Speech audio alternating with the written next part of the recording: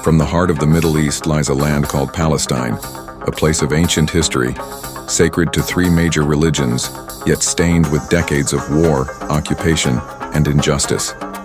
In the early 20th century, Palestine was part of the Ottoman Empire. For centuries, Muslims, Christians, and Jews lived side by side.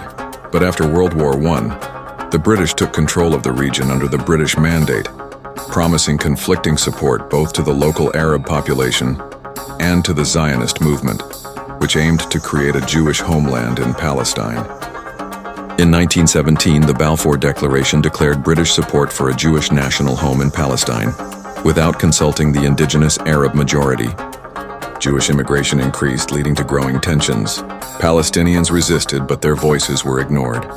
Then came 1948, a turning point in history. The British withdrew. The State of Israel was declared. What Palestinians call the Nakba, or catastrophe, began.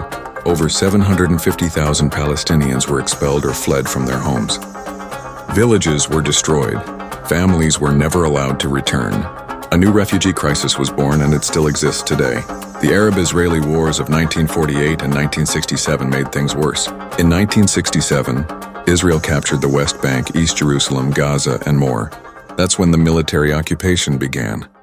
And it continues until today. International law calls these territories occupied. The United Nations passed Resolution 242, calling for Israel to withdraw, but the occupation remains. In the 1980s and 2000s, Palestinians rose up in two intifadas, popular uprisings against occupation. The world saw images of children with stones facing tanks. Peace talks were held like the Oslo Accords, but they failed to deliver justice. Israel built settlements on Palestinian land, considered illegal under international law. Gaza became a prison. In 2006, after elections, the group Hamas took control.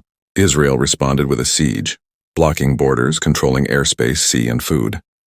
Wars followed: 2008, 2012, 2014, 2021, and most recently, the brutal war of 2023-2024.